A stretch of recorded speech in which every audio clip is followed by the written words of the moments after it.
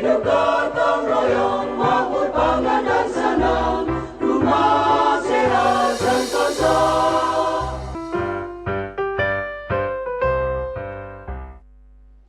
Om Swastiastu. Halo pemirsa, apa kabar Anda hari ini? Semoga selalu dalam keadaan sehat. Saya Madi Segerene Karang, senang sekali hari ini kembali hadir dalam dialog Perempuan Bali Bicara. Tentunya bersama tim penggerak PKK Provinsi Bali. Ya pemirsa, tugas sebagai orang tua sangat menentukan untuk membentuk karakter anak yang berkualitas. Nah, input seperti apa yang masuk ke dalam pikiran seorang anak sehingga mampu terbangun karakter dan kepribadian anak yang baik di masa depan. Nah, seperti apa? Nanti kita akan membahas tentang bagaimana mencegah radikalisme dengan merajut kebinekaan kalau kita hubungkan dengan tugas dari tim penggerak PKK tentunya. Sudah hadir dua wanita yang sangat luar biasa sekali hari ini, akan saya ajak berbincang-bincang mengenai dua topik kita hari ini. Langsung saja saya sapa ada Ibu Putri Koster, beliau adalah Ketua Tim Penggerak PKK Provinsi Bali. Om Swastiastu Ibu. Om Swastiastu. Apa kabarnya Bu? Becik, sehat. Ini kostum yang Ibu pakai ini backgroundnya percis cucok katanya. Keren banget. Pas banget dengan background kita ya. Oke. Keren Bu hari ini Bu. Oke, Bu, terima kasih Bu sudah di sela-sela kesibukan Ibu kita ajak culik lagi ini Ibu untuk berbincang-bincang mengenai bagaimana mencegah radikalisme dengan merajut kebinekaan tentunya. Kenapa saya sampaikan dua wanita perempuan yang sangat hebat ini, karena di sebelah Ibu Putri ada Ibu Cahaya atau namanya Ibu Ninyoman Cahayawati SEMSI. Beliau adalah Kepala Bidang Kewaspadaan Nasional dan Penanganan Konflik Daerah pada Badan Kesbangpol Provinsi Bali. Om Swastiastu Ibu Cahaya. Apa kabarnya Ibu? Ya, setengkara Beci. Semoga di hari ini saya mendapatkan Cahaya Putri Cahaya, aduh keren banget. Ini nggak nyambung ya Bu? Kalau nyambung, harus dipaksa nyambung. Dipaksa nyambung. Kalau ibu itu kan beberapa kali itu ngajak beliau. Jadi kalau sudah ibu datang, beliau datang itu suasana pasti terang. Wah, penuh dengan cahayanya yang terang benderang tentunya. Oke, nah kita akan berbincang-bincang mengenai bagaimana cegah radikalisme dengan merajut kebinekaan tentunya. Ibu, tadi di awal saya sempat mengatakan ini tugas sebagai orang tua, tentunya keluarga sangat menentukan untuk membentuk karakter seorang anak yang berkualitas. Ini sebenarnya pendidikan kalau Ibu sebagai ketua tim penggerak PKK Niki sendiri, pendidikan macam apa yang perlu kita tekankan sejak awal? Bu? Sebenarnya sederhana saja. Jadi bentuk karakter anak itu sesuai dengan yang kita butuhkan. Kan orang Bali bilang harus menjadi putra yang suputra, kan begitu. Jadi anak-anak yang satunya dia sehat dulu, kemudian dia cerdas, berdaya guna, punya daya saing yang tinggi, kemudian yang paling mendasar adalah berakhlak mulia, berbudi pekerti luhur. Nah itu harus landasannya kuat. Kalau ketiga-tiganya sudah jadi satu kesatuan, dia anak yang berbudi, tetapi dia cerdas, kemudian dia sehat. Nah kalau salah satu saja rontok, hilanglah itu akan menimbulkan kelak di kemudian hari setelah dia besar, itu akan menimbulkan hal-hal yang bisa merugikan dirinya sendiri. Misalnya anak yang cerdas, nah, ilmu yang dia dapatkan dengan cepat diserap, tapi landasannya bukan budi pekerti. Apa jadinya? Dapat kita bayangkan kan? Itu akan menimbulkan masalah tidak hanya untuk dirinya sendiri, untuk masyarakatnya, dan juga untuk lingkungannya, bahkan bangsa dan negaranya. Kalau kecerdasan itu disalahgunakan karena dia tidak punya akhlak mulia, budi pekerti yang luhur, padahal dia cerdas, ilmu yang dia miliki justru untuk menghantam dirinya sendiri dan masyarakat serta bangsa dan negaranya. Dia cerdas, dia berbudi pekerti tapi sakit-sakitan. Nah kan bolak-balik masuk rumah sakit aja, nggak bisa juga ngapa-ngapain. Nah makanya itu dari awal kehidupannya itu ada dari 1000 harinya malah harus dirawat.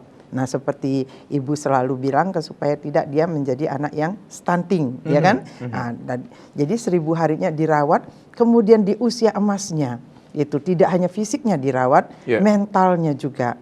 Jadi jangan rawat dia menjadi anak yang rendah diri, jangan kemudian salah merawat mereka, dia akan menjadi anak yang ego, yang temperamen, atau yang pemalas. Kalau salah kan begitu. Kalau salah asuh, terlalu dimanja dia akan jadi malas, terlalu ditekan dia jadi minder gitu kan, terlalu dipuji-puji dia jadi sombong. Nah ini kalau ibaratkan makanan itu semua rasa itu ada di situ. Sekali-sekali anak-anak itu harus merasakan manis, pahit, pedas, asin gitu kan. Jadi harus dia lalui itu. Tetapi tentunya dengan pengawasan orang tua. Nah setelah di usia emas itu di masa remaja, pancaroba, dijaga juga dia. Mulai diberikan pengertian-pengertian, mulai diberikan tutur-tutur tinular. Kita di Bali itu banyak sekali punya tutur-tutur untuk anak-anak kita gitu kan. Misalnya ada tutur, ada ngaden awak bisa depang anake ngadanin. Bukan berarti kita diam, kalau kita tahu ya kita bilang, saya bisa loh, bukan itu maksudnya tutur itu. Jadi kita diajarkan untuk rendah hati gitu. Biar orang yang menilai apa yang sedang kita kerjakan. Tapi sekarang kan malah terbalik gitu. Jadi merasa dengaden awak bisa depang anake ngadanin. Sekarang ini orang depang anake nih demen gati ngadanin raga. Iya kan? Oh, Bu Koster itu begini begitu, begono begini begitu kan? Jadi orang yang memberi cap gitu itu. Iya di stempel kita begitu ya, itu kan saya menurut Anda, tetapi saya menurut diri saya sendiri kan beda lagi gitu. Apalagi orang yang tidak kenal dengan kita.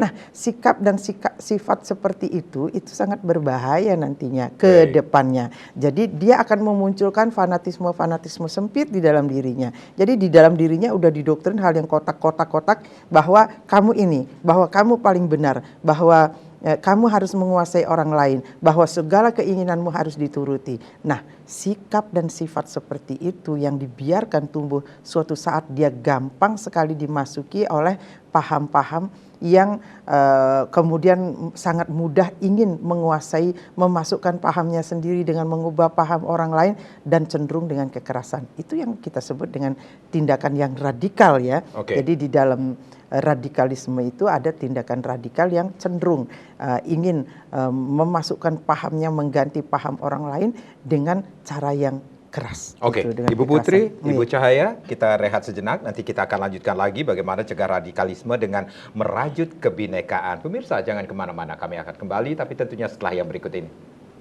Hidup gotong royong, makmur, bangga dan senang, rumah sehat sentosa.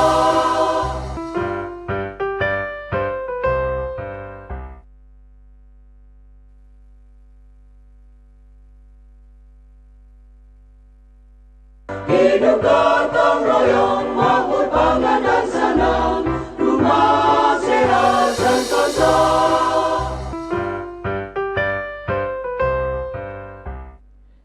Terima kasih Anda yang baru saja bergabung bersama kami dalam dialog bersama Perempuan Bali Bicara, tentunya masih bersama Ibu Putri Koster. Beliau adalah Ketua Tim Penggerak PKK Provinsi Bali, dan Ibu Nyoman Cahayawati dari Kesbang Pol Provinsi Bali tentunya. Ibu selaku Ketua Tim Penggerak PKK, berarti ada hal yang harus kita kita cermati di sini, karena saya Made pun mengetahui sedikit tentang 10 program PKK ini sendiri. Satunya yang pertama itu adalah penghayatan pengamalan Pancasila. Berarti ini bisa dikatakan ini peran dari seorang ibu dari sisi sosial, agama, budaya, dan yang pastinya landasan budi pekerti itu sangat menentukan ke depannya bagi seorang anak, Bu. Itu yang tetap harus disadari oleh orang tua, terlebih-lebih di era digital. Jangan lepas anak-anak kita. Tutur-tutur yang baik yang sudah diwariskan oleh para penggelingsir kita, tetap kita, bagaimana kita diberikan, begitu juga kita memberikan kepada anak-anak kita. Nah, di samping landasan yang sudah kuat budi pekertinya, tutur yang baik. Satu contoh, Madi. Jadi sering kali kita melupakan untuk mengingatkan anak-anak kita bahwa dalam hidup kita ini kita tidak boleh durhaka, tidak boleh berbuat, berkata, berpikir yang tidak baik terkait dengan sang catur guru. Nah itu kan, itu cara yang pernah saya dengar alpaka guru seperti itu. Nah itu kalau kita durhaka ya alpaka guru namanya itu. Jadi sang catur guru yang mesti kita hormati. Jadi guru guru rupake kan begitu. Jadi orang tua kita kan kita sering dengar anak hanya tidak diberikan motor lalu orang tuanya lalu dicelurit. Aduh mengerikan. Yeah. Nah, hanya gara-gara benda-benda duniawi itu. Kemudian sang guru pengajian. Nah, gara-gara gurunya masih bawa sepeda motor, muridnya sudah bawa mobil, lalu diserempet aja gurunya. Kemudian ditegur sedikit sama gurunya, ngadu orang tua, lalu guru di meja hijaukan, begitu misalnya. Nah, itu yang harus kita cermati. Ada fenomena apa ini?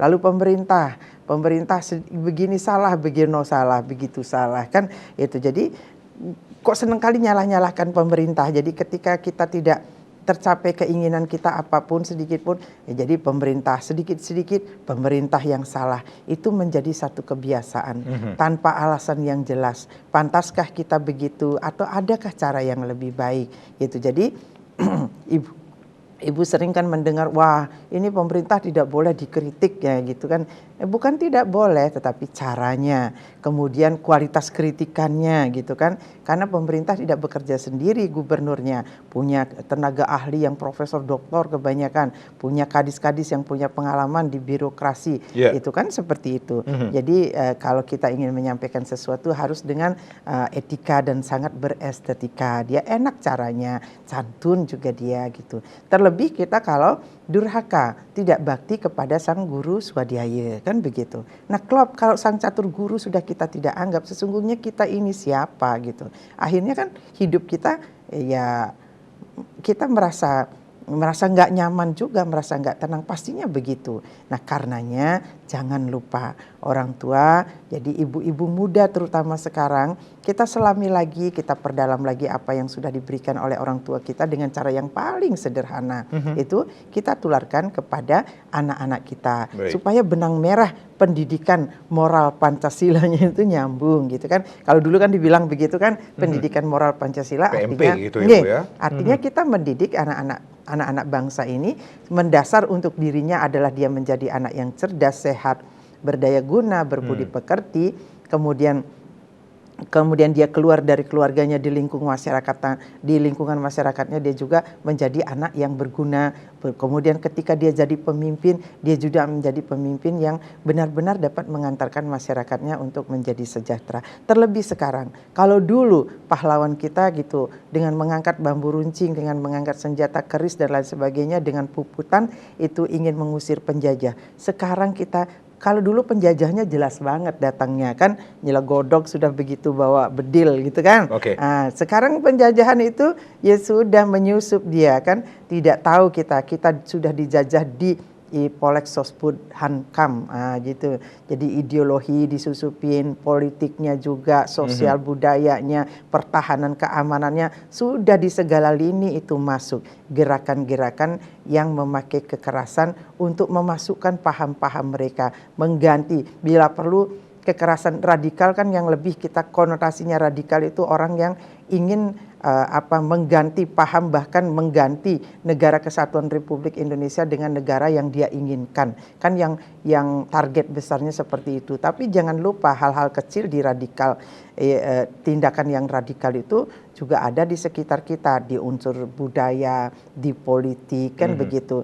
Kemudian orang yang radikal ingin mengganti ideologi bangsa kita, misalnya Pancasila ingin diobrak-abrik, tapi memang kita punya Pancasila yang sakti, yang selalu mempersatukan kita. Makanya anak bangsa kalau sudah menjalankan kita dari sila pertama sampai sila kelima, aman hidup kita di negeri ini. Padahal kalau pikir-pikir, ngapain juga kita hidup berantem, hidup hanya singkat begitu kan. Ya, kalau kita sekarang menggalang sesuatu ingin berantem, nah tidak tahu kita ngebom sana sini, tahu kita sendiri kena bom, akhirnya yang kita bom itu kan meninggalkan luka yang lama. Mikir nggak gitu? Bukannya masuk surga dapat bidadari, kita di situ paling di neraka juga kita Cuman yang sudah kena itu, yang ngebom itu lalu meninggal, dia nggak SMS kita sih, sebenarnya dia sudah disapa bidadari belum gitu kan.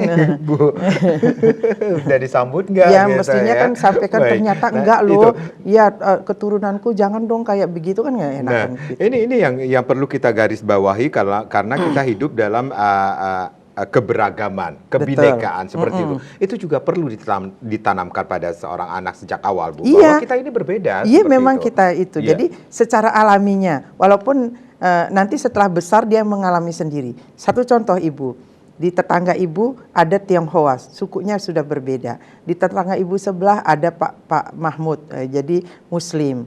Kemudian ada Ibu Kristina, dia Kristen. Itu. Jadi kita bertetangga, kita tidak penting agama dia sebenarnya, asal sama-sama saling menjaga, tidak ada keinginan yang satu ingin meniadakan yang lain. Itu aja, kerukunan itu akan terjadi kalau masing-masing dari kita mengendalikan diri. Tetapi jangan salah juga, berbeda-beda itu menjadi pintu untuk masuknya provokator. Itu. Jadi antara Hindu misalnya, Islam itu begini, dia akan begini-begini. Padahal yang ngomongnya orang Hindu, begitu kan? Jadi Islam itu akan begini, padahal yang kemudian ingin begitu sama saudara kita yang Hindu. Okay. Nah, itu jangan sampai terjadi seperti itu. Jadi ketika kita tanamkan beragam, berbineka itu sangat indah seperti pelangi yang ada di langit, kan begitu. Okay. Itu bikin hidup kita nyaman. Jadi jangan kita ingin menjadikan satu warna dan menghilangkan yang lain. Yang lain mau dihilangkan kan juga nggak rela gitu. Oke, iya. Ibu. Saya ke Bu Cahaya, Bu. Kita memiliki Bhinneka Tunggal Ika. Itu yang kita pelajari dari sejak kecil berbangsa dan berbeda-beda bernegara. tetapi tetap satu jua seperti itu. Nah, ini apa peran dari Kesbangpol khususnya dari Ibu selaku Kepala Bidang Kewaspadaan Nasional dan Penanganan Konflik Daerah untuk memberikan edukasi, sosialisasi agar radikalisme itu tidak ada di bumi ini seperti itu, Bu? Baik, terima kasih. Mohon izin Ibu. Okay. Jadi terkait radikalisasi, tadi beliau sudah banyak menyampaikan bahwa di dalam peran Kesbangpol upaya yang telah dilakukan tentunya menguatkan 4 konsensus dasar dari berbangsa dan bernegara. Tadi beliau juga sudah menyampaikan bahwa 4 konsensus itu adalah meningkatkan aktualisasi pemahaman atau implementasi terhadap Pancasila, kemudian Undang-Undang Dasar 1945, kemudian memperkuat Kesatuan Negara Republik Indonesia (NKRI), dan satu lagi adalah pengamalan dari Bhinneka Tunggal Ika. Nah, itu peran pentingnya yang dimulai dari benteng dari skup terkecil, yaitu dari keluarga. Beliau sudah menyampaikan bahwa radikal itu adalah sebuah kecenderungan untuk merongrong masa generasi anak muda untuk pergerakan sesuatu yang ekstrim yang dipaksakan, yang pada contoh-contohnya adalah apabila terjadi kebijakan, contoh kebijakan ekonomi yang terjadi saat ini, terjadilah aksi-aksi. Namun pemerintah memberikan ruang untuk demokrasi, namun demokrasi yang sehat. Ya, bukannya bebas namun tanpa ada batas. Jadi, dan kedua terhadap pemahaman dari meningkatkan wawasan kebangsaan bagi generasi muda sehingga tertanam jati diri di dalam dirinya. Oleh karena sekarang zaman digitalisasi yang begitu pesat, tentunya banyak sekali berita hoaks yang terlalu memojokkan kecenderungan terhadap kebijakan pemerintah, supaya anak-anak generasi muda kita tidak terhasut oleh itu. Dan pemerintah juga telah melakukan kurikulum tentunya di dalam pendidikan, satuan pendidikan itu terhadap pendidikan karakter, seperti yang sampaikan beliau itu, yang tetap itu dilakukan. Dan kemudian juga memberikan seperti ini, kegiatan ini lebih supaya kena terhadap masyarakat nih. Digitalisasi ini kan dari televisi disosialisasikan, kemudian dari radio-radio belum sudah turun-turun. Jadi medianya anak-anak kan lebih lebih suka gaulnya. Nah, ini disenangi. Jadi cara penyampaiannya tidak membaca literasi, tapi ya penyampaian seperti ini, bahwa wawasan kebangsaan ataukah radikalisme itu hal simpel yang ada di dalam diri. Di dalam perlunya sekarang adalah tata wadah kita negara Indonesia dan perilaku seperti disampaikan Ibu di dalam 10 pokok program PKK itu kita mengamalkan terhadap program pertama pengamalan Pancasila. Oke, dari Kesbangpol sendiri pendekatan seperti apa yang dilakukan dalam membangun karakter pada seorang anak itu sendiri, Bu? Adakah? Ini dituangkan dalam setiap MPLS atau masa sekolah itu kan diberikan pendidikan wawasan kebangsaan. Kita bersinergi dengan perangkat daerah yang membidangi hal tersebut. Nah, kita memberikan pada awal masa MOS sekolah itu selalu diselipkan terhadap pendidikan wawasan kebangsaan. Kalau zaman-zamannya Ibu mungkin penataran P4 gitu Iya, ya Bu ya. kita penataran P4. Kelihatan Butir usia kita ya. Itu, butir 36 butir dalam 5 sila Pancasila. Seperti itu kah Ibu Cahaya? Seperti itu bentuk wawasan kebangsaan diberikan dan dalam wujud ada prakteknya atau pendidikan bela negara. Bela negara pun bukan dalam bentuk perang ya Bu ya. Iya, Namun betul, adalah betul. memerangi terhadap memahami sekarang bagaimana bijak menggunakan media sosial karena anak-anak sekarang kan terhasut dengan dampaknya dari kemajuan teknologi. Seperti itu. Jadi ketika anak sudah memasuki masa-masa usia-usia berapa sih yang paling rentan Bu yang harus kita aware terhadap pembentukan karakter itu sendiri Bu? Pembentukan karakter berdasarkan undang-undang kan sudah setiap warga negara itu wajib ikut di dalam pembelaan negara. Berarti ya mulailah dari dini setiap menjadi warga negara Indonesia wajib, itu bunyi undang-undang, berarti kan dari sejak dini dididik ya, walaupun dalam bentuk yang sesuai kapasitasnya. Kan kita beliau juga sudah sering memberikan dalam kapasitas yang sesuai umurnya, diberikan dalam pendidikan yang PAUD, SD sampai jenjang sampai perguruan tinggi. Seperti itu. Oke, berarti ini peran orang tua ini sangat menentukan Ibu. Iya, mulainya Bu? dari orang tua.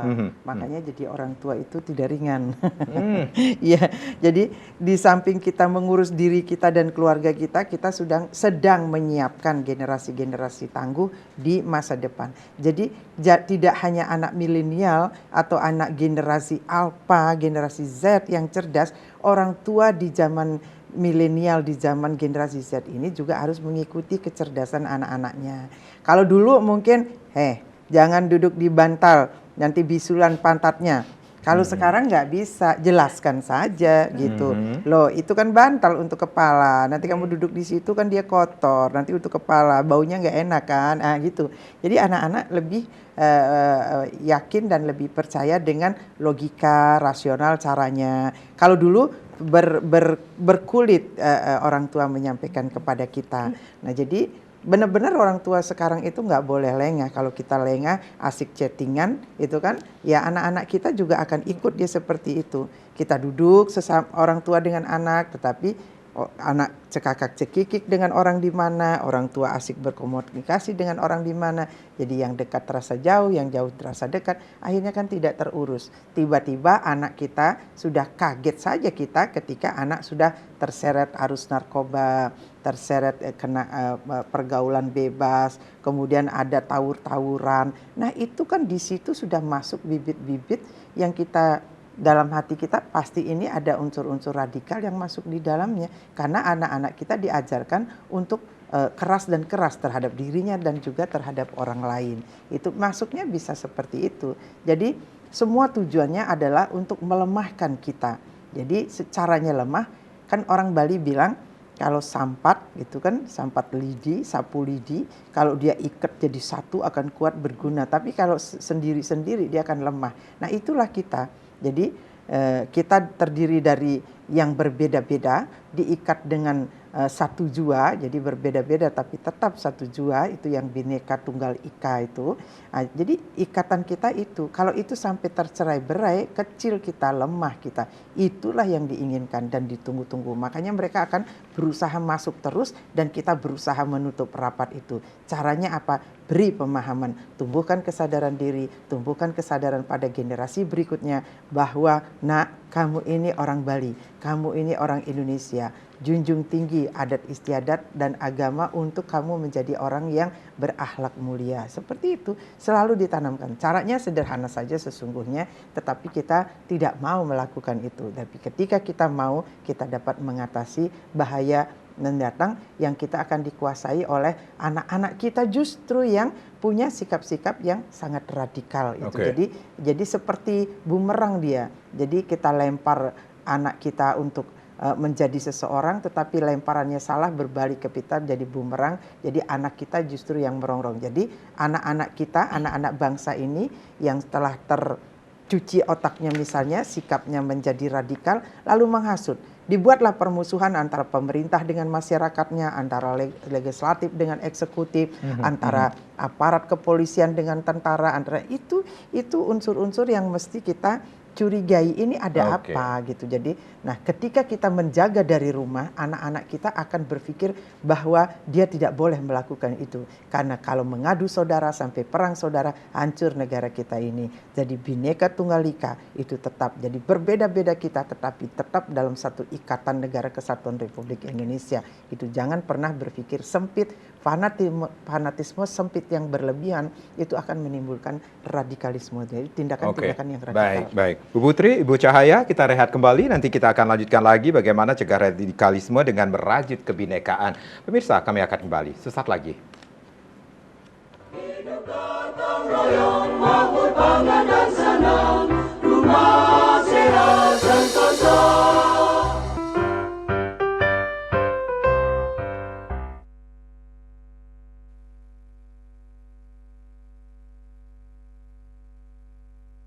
Hidup gotong royong, makmur, bangga dan senang, rumah sehat sentosa.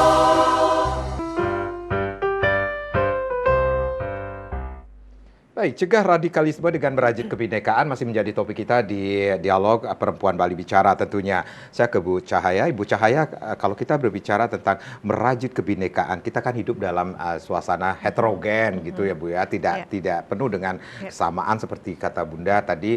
Ini banyak sekali hal-hal yang harus kita pelajari bahwa kita tidak semuanya sama, tetapi berbeda-beda, tetapi tetap satu jua. Nah, ini kalau adakah hal-hal yang dilakukan atau peran dari Kesbangpol sendiri untuk membangun karakter bangsa di era milenial ini sendiri, Bu? Betul. Baik, jadi kita melihat begitu banyaknya suku bangsa yang berbeda, kemudian jumlah bahasa pun satu nusa, satu bahasa, bahasa kita banyak sekali, suku bahasa juga ada sampai 750 lebih, kemudian luas wilayah kita yang sangat kaya ini. Nah tentunya yang mempersatukan itu adalah wujud bagaimana cinta tanah air. Salah satu memang yang dilakukan itu setiap 17 Agustus itu kan sudah ada aktualisasinya, Paskibra itu anak-anak sebagai penerus pencinta bangsa.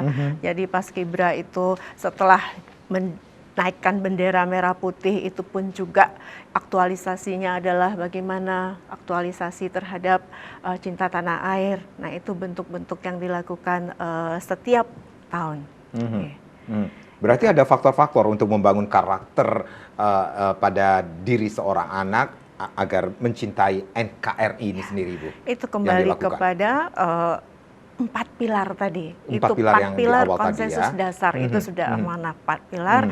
Jadi bagaimana memberikan pemahaman ideologi Pancasila itu yang utama, kemudian memahami bahwa negara kesatuan Republik Indonesia itu adalah harga mati, bahwa kita tidak bisa digantikan dengan yang lainnya, kemudian kebinekaan ini merajut bagaimana kita gotong royong membineka tunggal ika berbeda-beda tapi tetap satu, dan kemudian ya persatuan dan kesatuan dari sila kelima, 5 sila dari Pancasila. Itu yang konsensus dasar yang perlu diberikan dalam setiap materi kurikulum ataukah wawasan kebangsaan ataukah bela negara. Seperti itu. Berarti ada pentingnya nasionalisme dalam dunia pendidikan saat ini, Bu? Iya, jadi sangat penting memang membangkitkan nasionalisme. Oleh karena digitalisasi, teknologi yang mulai masuk, tentunya kan indikasi terjadi kecenderungan memudarnya terhadap rasa nasionalisme. Jadi untuk itu supaya generasi muda tetap jati diri bangsanya ada, jadi mulailah dengan bentuk dari 4 konsensus dasar itu. Aktualisasinya tentu yang pertama yang ringan adalah mencintai produk dalam negeri. Seperti yang kita pakai ini adalah endak ini. Di sekolah pun juga seperti itu. Peraturan gubernur juga sudah ada. Kita berpakaian mencintai produk dalam negeri kita. Kemudian berbahasa Indonesia, bahasa Bali. Nah itu sudah diimplementasikan, itu adalah satu bentuk kita untuk cinta tanah air. Jadi Ibu melihat nggak sih Bu, saat ini di era kekinian ini sendiri memudarnya rasa nasionalisme di kalangan generasi? Itu kita lihat dari sisi hal-hal di media sosial. Apabila terjadi sesuatu pendapat yang dia tidak suka, kan sekarang netizen, warganet selalu seperti itu, menggiring hal seperti itu. Nah, disinilah letak bentuk memberikan bahwa kita dengan meneruskan berita yang tidak baik itu adalah sudah ada ketentuan melanggarnya. Jadi aturan mungkin sudah ada, dan kemudian bijak mana boleh berita yang difilter kembali. Nah, itu memberikan pemahaman seperti itulah, memerangi radikalisme yang ada di generasi muda saat ini.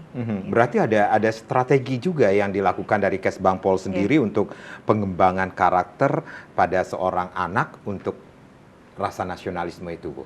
Ya, itu seperti disampaikan tadi ya, strateginya di jajaran satuan pendidikan yang masih dasar, menengah kan sudah masuk di kurikulum, ada pendidikan budi pekertinya masuk di situ, setiap kurikulum juga sudah ada kan itu. Nah, namun di setiap perguruan tinggi juga ada, namun di kita di kalangan masyarakat, forum-forum terhadap kerukunan umat beragama itu juga kita lakukan ya, dengan tujuannya adalah supaya demokrasi itu berjalan sehat, kita bisa melawan ekstrim radikalisme yang masuk, dan kita bisa NKRI. Berarti saat ini masih ada unsur-unsur radikalisme ini di masyarakat. Seperti itu kah, Bu? Justru sekarang adalah perang radikalisme itu adalah kemajuan teknologi yang tidak perang keras tapi non militer. Ancaman non militer inilah yang salah satunya adalah kemajuan ini teknologi. Bisa dikatakan soft ya, Bu ya. Jadi yang sekarang dibentuk namanya ancaman itu kan ada dua, ancaman militer dan non militer.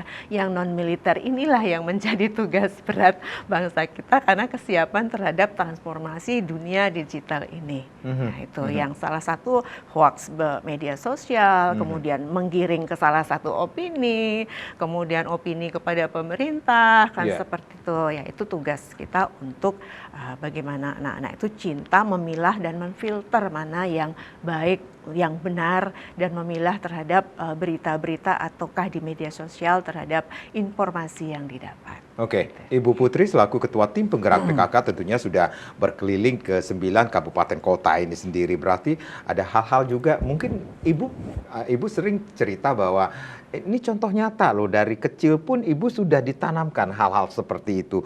Karakter seperti itu yang harus ditanamkan sejak dini, Bu. Iya, kalau cara tetua kita dulu kan misalnya dengan cerita-cerita yang berisi filosofi, itu akan melekat. Jadi dia tidak langsung mengatakan, wah ini negara ini sedang menjajah kita sekarang pun dan dari dulu sampai sekarang, enggak seperti itu. Tapi kemudian beliau-beliau itu menceritakan misalnya tentang cerita Ramayana nih. Nah, kan Rahwana menculik Sinta. Akhirnya ya istrinya diculik, Rama kan marah, akan jadi perang di sini. Lalu bagaimana posisinya? Kita lihat dua karakter dari kesatria yang ada di Alengka. Dengan alasan menjunjung dharma, Wibisana lalu hengkang itu memihak kepada Ramadewa. Nah, jadi ikut dia membuka jalur untuk Ramadewa, aksesnya gampang untuk menyerang Alengka dengan alasan bahwa sang raja itu tidak melaksanakan sebagai kesatrianing seorang raja gitu. Jadi memalukan menculik Sinta. Tetapi apa kata Kumbakarna gitu? Kumbakarna tidak melihat bagaimana salah benarnya sang raja, tetapi dia bilang itu kalau negeri saya diserang ya saya bela itu. Jadi nasionalisme seperti itu pertimbangannya. Lalu kita diberikan menimbang-nimbang dalam pikiran, kita pilih yang mana, pilih menjadi Wibisana atau pilih menjadi Kumbakarna. Nah, kan begitu. Nah, itu tutur-tutur. Nah, sekarang juga seperti itu. Misalnya marak sekali karena dunia digital ini yang membuka, jadi arus berita itu jadi sangat begitu terbuka, itu gampang orang mengaksesnya, sedikit saja ada berita, bahkan ular keprosok masuk got saja itu kelihatan viral di media. Nah, tetapi ada hal-hal yang memang harus kita sikapi bersama kalau itu berdampak buruk gitu kan. Jadi arus informasi ini yang menyebabkan orang merasa oh saya bebas bicara. Tidak seperti itu sebenarnya gitu. Jadi timbang kembali dengan rasa. Di sini kita melihat dulu ketika tidak ada alat-alat transformasi media-media yang begini canggih, digitalisasi yang begini canggih, kita tidak tahu kalau di masing-masing orang punya banyak keinginan yang untuk melakukan tindakan-tindakan yang cenderung nanti akhirnya radikal. Misalnya membuli orang, hanya mendengar berita atau viralnya berita langsung menjudge orang gitu kan, menjatuhkan karakter orang, membunuh karakter seseorang, karakter pejabat ya seperti itu. Jadi mereka seperti tanpa rasa. Jadi kalau dulu orang bilang itu mulutmu harimaumu, sekarang tuh jempolmu harimaumu. Nah, salah-salah ngetik kemudian kita dipanggil polisi, baru kemudian minta maaf. Nah, dari sana kita kemudian melihat para orang tua mesti cerdas juga, paham juga dunia teknologi yang maju ini, dunia digitalisasi, anak-anak apalagi. Nah, jadi mestinya alat yang ada begitu canggih, kita gampang untuk menanamkan nasionalisme dalam diri anak-anak, mestinya gitu. Jadi kan gampang banget itu kita viralkan, wah ini Pancasila. Kalau tidak perlu kita masuk lagi sekian jam harus penataran P4 gitu kan sekarang. Tetapi apalah Cur, ya jadi yang senang dan diminati di digital itu justru berita-berita yang kebanyakan berita-berita hoax gitu kan. Kebanyakan hoax di situ yang tidak jelas kebenarannya. Itu justru yang diminati. Makanya yang webnya atau media sosialnya pemerintah itu kalau kita muat berita sekarang Pak Koster sedang ini mengupayakan untuk membangun ini orang tidak ini, bahkan kemudian komennya justru miring-miring semua gitu kan. Loh, dia tidak sadar bahwa pemimpinnya ini sedang bekerja untuk dirinya walaupun tidak langsung dia rasakan ya kan itu. Coba bayangkan kalau kita membuli pemimpin kita nanti tidak ada pemimpin itu, dia sedang bekerja, juga telinganya mendengar buli-bulian seperti itu. Coba saja kita sedang bekerja diomelin kan terganggu. Jadi mestinya masyarakat dan pemimpin seperti panci dengan tutupnya, itu kan. Jadi akur dia. Jadi ketika ada unsur-unsur atau kekuatan-kekuatan yang ingin memecah kepercayaan masyarakat kepada pemerintahnya, kita harus waspadai. Mestinya masyarakat juga begitu. Itu pemimpinmu Pak Koster tuh begini. Kita harus mikir, kenapa kamu suruh saya bertentangan dengan pemimpin saya? Mestinya begitu kan. Bukan main percaya begitu saja. Orang Bali bilang itu 9 tambah 1. Ya, 10 sop uluh. Itu bahasanya dulu ya. Sop uluh. Jadi baik. Orang makan aja masuk ke mulut kunyah dulu. Baru telan. Kalau itu ya namanya sop uluh, kalau masuk lalu telan, masuk lalu telan. Ya, jadi yang beredar juga kan dimanfaatkanlah media sosial itu untuk hal-hal yang mendukung tindakan-tindakan radikal. Kalau ada berita yang jelek semua itu nge-share, ya kan? Jadi tugasnya nge-share kemana-mana itu berita seperti itu. Tapi kalau ada berita yang baik bahkan dibaca pun tidak, gitu kan? Jadi itu kita kembalikan, jangan sampai teknologi itu menjajah kita. Jadi kita manfaatkan teknologi itu sebanyak-banyaknya untuk kebaikan dalam kehidupan kita. Kalau kita sudah dikuasai ya begitu. Jadi sepertinya kita ingin saja segala sesuatu tidak puas dalam diri sehingga orang di luar itu salah. Yang benar, paling benar dan maha benar itu ada kita. Itulah tindakan-tindakan radikal. Kalau orang yang bertentangan dengan dirinya ya sudah sikat saja begitu kan. Jadi dia seperti di dalam hutan dia ingin menerobos, membuka jalan untuk dirinya, dia babat semua yang menghalangi di depannya. Sikap-sikap seperti itu akan tumbuh bila anak-anak tidak kuat mental. Itu gampang dicekoki seperti itu. Dan ini radikalisme itu adalah paham kekuatan-kekuatan yang ingin menghancurkan paham satu wilayah dengan memasukkan pahamnya sendiri dengan cara kekerasan. Itu dia. Sudah banyak buktinya itu kan. Jadi caranya begitu, dia menyerang, memecah antara masyarakat dan pemimpinnya, eksekutif dengan legislatifnya, anak dengan orang tuanya, seperti itu. Kalau sudah terpecah-pecah, kita kan lemah. Masuklah mereka itu, mulailah mereka memasukkan paham-paham itu untuk diri mereka sendiri. Dan ujung-ujungnya yang paling kita takutkan kan ada, kalau radikalisme itu bekerja, negara kita pecah, dia akan membentuk negara baru gitu misalnya. Jangan sampai seperti itu. Itu hal yang paling kita takutkan di negara Kesatuan Republik Indonesia. Makanya tugas dari utamanya adalah di sana keluarga. Benteng pertahanan paling kecil yang ada di masyarakat itu adalah keluarga. Itu bila keluarga-keluarga sudah dapat mewujudkan putra-putrinya yang suputra bermanfaat untuk bangsa dan negaranya, niscaya tindakan-tindakan begitu akan tidak mudah terjadi dan kita tidak bisa menjadi cecunguk atau kaki tangan dari tindakan-tindakan radikal begitu. Biasanya yang dimanfaatkan kan justru kita sendiri gitu. Jadi yang saudara akan berantem dengan saudara, yang satu agama berantem dengan satu agama. Dibuatnya seperti itu gitu. Jadi misalnya dia maling teriak maling gitu. Padahal dia yang ingin memasukkan paham, dia bilang orang lain yang ingin mematikan kita. Kita berantem dengan orang lain lalu dia dengan tenang akan masuk. Seperti itu. Itu. Jadi justru orang yang ada di samping kita kadang-kadang harus kita waspadai. Nah, di samping saya siapa ini? Kita berdua Bu Cahaya harus diwaspadai sama Bu Putri nih. Ibu, kita rehat lagi nih. Nanti kita akan lanjutkan lagi bagaimana cegah radikalisme dengan merajut kebinekaan. Pemirsa, jangan kemana-mana, kami akan kembali tapi tentunya setelah yang berikut ini. Gotong royong, makmur, bangga dan senang, rumah sehat sentosa.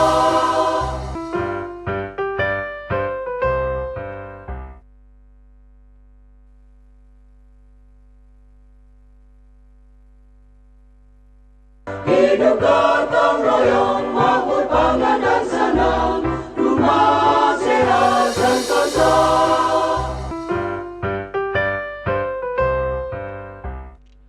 Ya, bagaimana mencegah radikalisme dengan merajut kebinekaan masih menjadi topik kita. Saya ke Bu Cahaya. Bu Cahaya, kalau kita berbicara tentang topik kita adalah cegah radikalisme dengan merajut kebinekaan. Sekali lagi, kita ini tidak hidup sendiri. Kita hidup heterogen, beraneka ragam suku, ras, bangsa, bahasa seperti yang Ibu sampaikan tadi.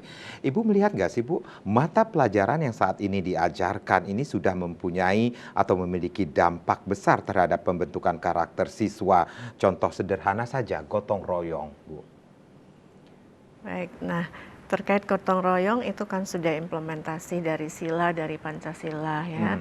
Apalagi ini 10 program PKK juga ada gotong royong. Ada gitu, itu program yang kedua itu. Iya, kedua. Gotong royong dalam hal kecil di sekolah, mungkin kerja bakti. Nah itu sudah. Kalau di masyarakat itu ada muda-mudi. Kita juga di Bali ada. Nah itu bentuk turuna-turuni itu bentuk gotong royongan. Contoh di hari Nyepi juga itu sudah bentuk kita sudah itulah yang terawal di skop adat, kemudian di rumah tangga itu sudah dilakukan gotong royong. Kalau di desa kan wenten ngayah seperti itu sudah bentuk kita saling gotong royong seperti itu. Jangan sampai berubah nanti gotong royong menjadi gotong ngoyong. Nah, iya kan? Jadi yang satu menggotong, gitu. Jadi yang satu tuyuh dia, capek dia, yang lainnya ngoyong, nonton aja. Nah, jangan begitu, gotong royong ya tetap gotong royong, jangan gotong yang gotong yang satu ngoyong, gitu kan? Jadi nikah tetap ya Bu ya kita tumbuhkan mulai dari keluarga. Ya, mulai dari keluarga. Memberi tugas kepada anak-anak. Nah, kamu bangun pagi yang yang Wayan tugasnya ngepel ya, yang Made nanti mau Banten, yang ini gitu. Jadi berikan selalu tugas sehingga dia selalu disiplin dengan dirinya. Jadi disiplin itu mendidik juga dia punya rasa tanggung jawab juga terhadap dia mencintai dulu satu dia cintai keluarganya. Memunculkan itu dari apa? Berikan dia tugas-tugas sehingga dia merasakan bagaimana dia mencintai lantainya karena dia ngepel terus. Ketika ada orang nginjek dia marah. Ya kan? Ini kotor jangan dong.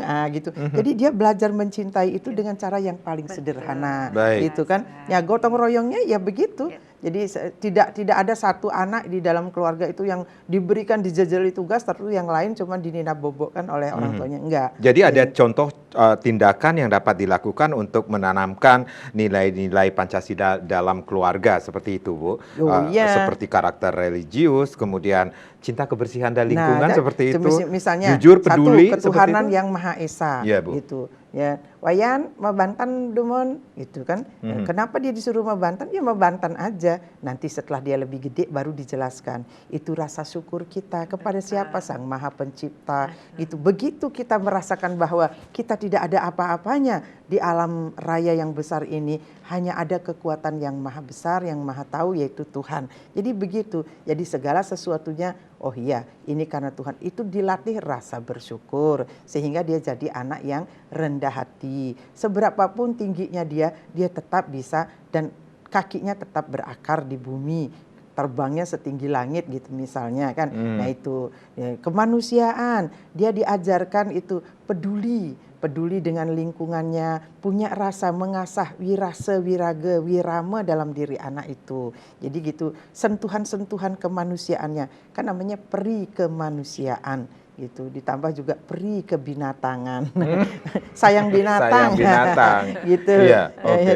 Jadi kayak persatuan gitu kan, bahwa anak-anak itu punya anak 6 atau lebih dari itu ya dia harus kompak gitu, bersatu dia. Jadi kekuatan persatuan itu ditanamkan dalam dirinya. Jadi Baik. semua itu. Jadi di dalam itu demokratisnya gitu, sila yang keempat itu juga bagaimana ini perwakilan, misalnya ada anak 6 ini mau ngomong ke orang tuanya, kalau semua ngomong pada orang tuanya, satu anak saja dia menyampaikan aspirasinya, itu dilatihnya dari rumah, menyampaikan sesuatu dengan benar gitu, dengan santun kayak gitu kan, itu dilatih dari rumah. Makanya anak-anak yang tidak terlatih berkomunikasi dengan baik di keluarganya, suatu saat ketika dia di luar, dia tidak tahu bagaimana berkomunikasi dengan orang luar. Lalu dia juga seenaknya aja. Atau misalnya ada anak manja nih contohnya. Dia kaya di rumahnya. Kalau ingin meminta sesuatu dengan orang tuanya, dia selalu nimpukin rumahnya, maki-maki ibunya. Oh udah nak, jangan nangis. Ini ibu kasih, kamu minta uang berapa? Itu akan dibawa keluar setelah dia besar, dia biasa memaki pemimpinnya, memaki teman yang tidak sepaham dengan dia, dengan harapan supaya dia dirangkul, dia disayangin. Itu bagian dari sakit mental sesungguhnya. Itu jadi mau anak kita seperti itu, kalau tidak mulai latih dia beretika, bersopan santun mulai dari rumah.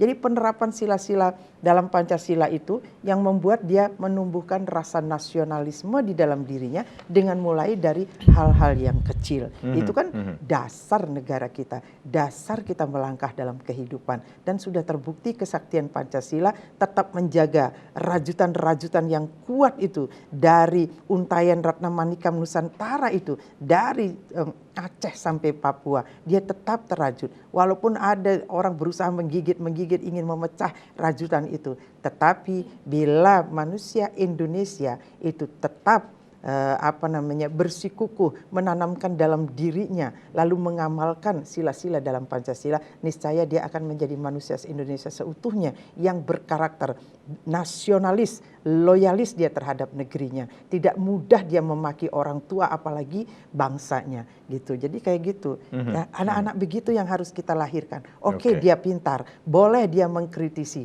tetapi apa solusinya? Di situ akan tampak kecerdasannya. Kan orang bilang sekarang banyak orang bisa ngomong, banyak orang bisa bicara, menampilkan kepintarannya, tetapi jangan salah. Bicaralah kamu, maka aku akan tahu kapasitasmu. Nah gitu, di situ orang akan tahu, semakin banyak dia berbicara di media sosial, semakin tampak nanti bodohnya gitu. Makanya kalau tidak mau kelihatan bodoh, jangan ngomong.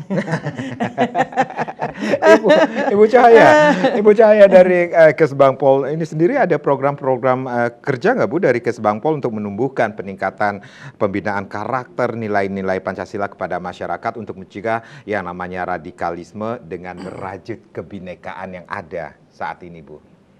Baik, program-program yang dilaksanakan tentunya kan mengacu kepada program Nangun Satkerti Loka Bali. Contohnya kemarin juga di bulan lalu kita melaksanakan bulan Bung Karno, itu 1 bulan itu kan sudah ada aktivitas-aktivitas ya itu. Seperti itu. Jadi kita program Nangun Satkerti Loka Bali, kemudian Pergub bulan Bung Karno itu aktualisasinya diimplementasikan itu 1 bulan penuh itu aktivitas untuk wujud cita tanah air nasionalisme. Pengawasan melekat dari pemerintah juga penting karena kita tidak tahu radikalisme bisa aja menyusup itu ke jalur-jalur pendidikan. Misalnya di dalam buku-buku itu terselip kata-kata atau sisipan-sisipan yang kemudian bisa mengkontaminasi otak dan pikiran anak-anak kita. Itu mesti diwaspadai. Jadi buku-buku pelajaran itu memang mesti dikurasi, mesti diawasi oleh pemerintah. Karena bukan tidak mungkin kekuatan-kekuatan radikal itu atau prinsip-prinsip yang sangat radikal itu akan bisa dimasukkan lewat kurikulum itu gitu. Jadi sudah banyak ditemukan, misalnya di buku-buku Hindu saja banyak disisip-sisipkan memasukkan paham-paham yang sesungguhnya tidak atau bertentangan dengan apa yang dipahami oleh masyarakat Bali yang beragama Bali gitu, Hindu Bali. Jadi seperti itu. Jadi memang harus diawasi ketat itu. Oke, Ibu melihat bagaimana pengaruh globalisasi terhadap perkembangan anak-anak, utamanya dalam kaitannya dengan nilai-nilai Pancasila, Bu? Ya kan anak-anak lahir di masanya, ya. Jadi setiap masa ada orangnya, orang punya masanya. Sekarang anak-anak kita yang generasi alpha, yang lahir di zaman digital yang begitu pesat ini, sesungguhnya memudahkan kita orang tua. Kenapa ya? Tidak di media sosial ini tidak pernah ada hal-hal yang booming seperti misalnya menampilkan TikToknya, kenapa tidak orang bernyanyi tentang sila-sila dalam Pancasila kan begitu. Kenapa tidak dimanfaatkan itu? Jadi untuk kita biarkan saja dunia digital, dunia yang mengglobal ini kemudian terbuka lebar-lebar lalu arahnya. Ibaratnya ini jalan yang banyak simpangnya, mesti banyak traffic light-nya. Itu. Jadi coba Madi bayangkan. Ini arus lalu lintas yang padat. Ini udah bundaran. Di sini ada jalan keluar, di sini juga. Jadi simpangnya nanti kalau tidak dijaga oleh rambu-rambu, oleh lampu-lampu rambu-rambu lalu lintas, ini akan jadi kemacetan terjadi di situ. Begitu juga dengan kehidupan kita. Jadi arus yang sangat mengglobal ini sangat pesat, bila tidak difilter, bila tidak dijaga, oh ini dampaknya begini, ini dampaknya. Kita kadang-kadang kita sering telat. Setelah banyak korban berjatuhan baru kita mengambil tindakan. Mestinya ke depan para cendekiawan kita yang perlu dilakukan adalah ketika ada sesuatu yang baru, jangan untungnya dilihat, tetapi dampak negatifnya apa, itu dulu. Lalu kita minimalisir. Kalau untung boleh. Kalau yang baik udah nggak usah dipikirkan karena itu hal yang baik. Tetapi dampak negatifnya apa ya? Akan begini, akan begini, akan begini. Itulah tugas-tugas para cendekiawan untuk mencari dan menghambat terjadinya. Misalnya ketika ada arus yang deras, itu di dalamnya kalau banyak ternyata ikan kan enggak apa-apa. Di arus deras itu kita bisa menjaring ikan. Tetapi kalau yang ada sampah atau malah buaya kan kita dicaploknya. Ya, itu kan itu. Jadi di arus deras itu kita mesti berjaga-jaga gitu. Jadi tidak bisa pemerintah saja, komponen masyarakat, kelompok masyarakat, para cendekiawan kita bersama-sama kita menjaganya dari hulu ke hilirnya supaya generasi masa depan kita adalah generasi yang jernih pikirannya, nasionalisme tinggi, loyalitasnya tinggi, sehingga dia tidak akan memunculkan dalam dirinya hal-hal negatif yang cenderung akan menjadi tindakan-tindakan yang radikal.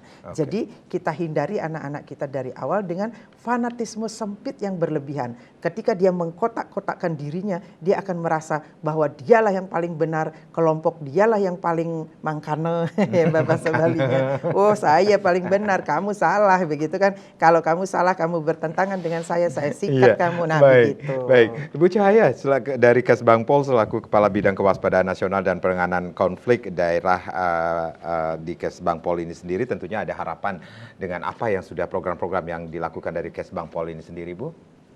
Tentunya kami mengharapkan sejalan dengan program Nangun Sarketiloka Bali, kita nanti lebih bisa tersampaikan, jadi meningkatkan 4 pilar ini kepada generasi penerus bangsa kita.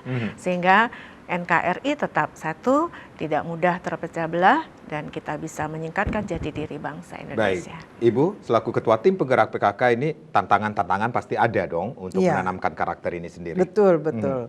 Jadi lakukan tugas kita dengan baik. PKK mestinya apa? Mengedukasi, datangkan pakarnya, edukasi lewat media. Jadi kita terus memberi, tidak pernah bosan. Karena ukuran keberhasilan kita itu tidak berhasil lalu kita berhenti, bukan seperti itu. Jadi kita lakukan saja terus. Jadi merupakan partner dari pemerintah PKK ini ikut mewujudkan visi dari Bapak Gubernur Bali kan, Nangun Sarketiloka Bali artinya apa? Yuk bersama-sama kita munculkan kesadaran kita sesungguhnya apa yang dibutuhkan oleh tanah Bali, apa yang dibutuhkan oleh negara kesatuan Republik Indonesia. Yuk kita wujudkan itu. Apakah negara ini membutuhkan anak-anak yang cerdas, yang sehat, berdaya guna, berakhlak mulia, berbudi pekerti luhur? Kita lakukan tindakan-tindakan dari yang paling kecil kecil, dan dari yang paling mendasar agar kita dapat mewujudkan putra-putra yang suputra, dijauhkan dari tindakan-tindakan yang merugikan dirinya, keluarga, masyarakat, bangsa, dan negaranya.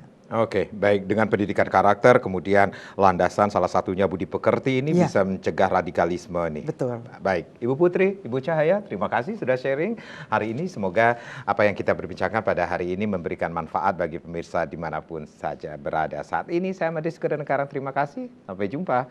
Om Santi, Santi, Santi, Om.